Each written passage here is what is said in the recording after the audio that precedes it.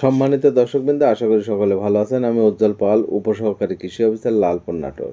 কৃষকের ফোন পেয়ে চলে আসলাম ঢেঁড়স বা ভেন্ডির জমিতে।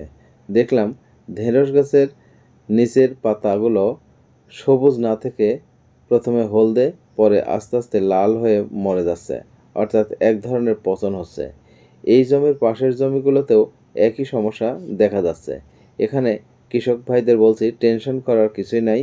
দেখুন উপরের পাতা যেগুলো কোনো সমস্যা দেখা যাচ্ছে না।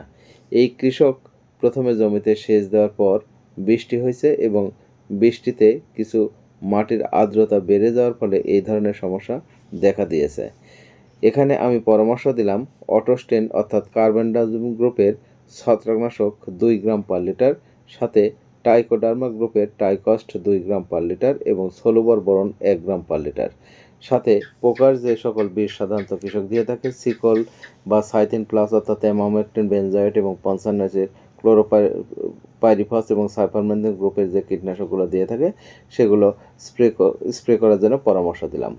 পরামর্শ অনুযায়ী কৃষক স্প্রে করে দারুণ ফলাফল পেয়েছে। 10 দিন পর আবার আসলাম রেজাল্ট জানতে বা দেখতে। দেখুন কৃষক কি বলছে। কয়দিন আগে আসছিলাম কামরুল ভাই? আগে 10 দিন। 10 দিন হচ্ছে। 10 দিন আগে পাতার এরকম অনেকটা নতুন পাতাগুলোতে এরকম প্রবলেম ছিল, তাই তো? আচ্ছা, আমি এখানে দিয়েছিলাম হচ্ছে সোলোবার বোরন 1 গ্রাম পার লিটার, ট্রাইকস্ট 2 গ্রাম পার লিটার, আর অটোস্টিন দিয়েছিলাম কার্বনডাজিম গ্রুপের 2 গ্রাম পার লিটার। এটাই তো আপনি স্প্রে দিয়েছেন, তাই না? দিয়ে রেজাল্ট কি আসলে? নতুন এখন মোটামুটি যে সব পাতাগুলাই হচ্ছে সবুজ হয়ে গেছে এবং গাছগুলো কিন্তু খুবই সুন্দর আছে। এবার ঢেঁড়সের কিন্তু বাজার মূল্য যথেষ্ট ভালো।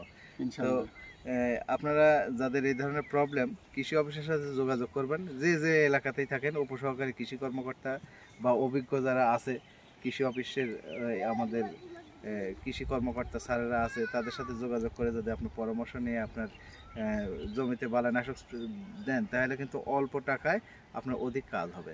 অর্থাৎ সঠিক বালাই আমি যদি নির্বাচন করতে পারি যে কি প্রবলেমটা হয়েছে, সেই অনুযায়ী যদি আমি সঠিক ট্রিটমেন্ট, সঠিক ঔষধ দিই, কিন্তু বেশি লাগে না। এই জিনিসটা আমার কৃষক ভাইয়েরা অনেক সময় ভুল করে ফেলে, যে এলোপাথারি অনেক রকমের বিষ দিয়ে গাছ নষ্ট করে ফেলে। এখানে কিন্তু বিষও খুব দেওয়া হয়নি, তো গাছের অবস্থা কিন্তু খুবই সুন্দর আছে। কৃষক কিন্তু খুশি। তো আমি তো যে কোনো কাজে আপনার সাথে শেয়ার করি। যে কোনো অবশ্যই আপনারা যারা আছেন কৃষি অফিসের সাথে থাকবেন, কৃষি অফিসের থেকে পরামর্শ নেবেন, সেই অনুযায়ী ফসল আবাদ করলে আপনার ফসল কিন্তু নিশ্চয়ই ভালো হবে। ধন্যবাদ সকলকে, ভালো থাকবেন সকলে।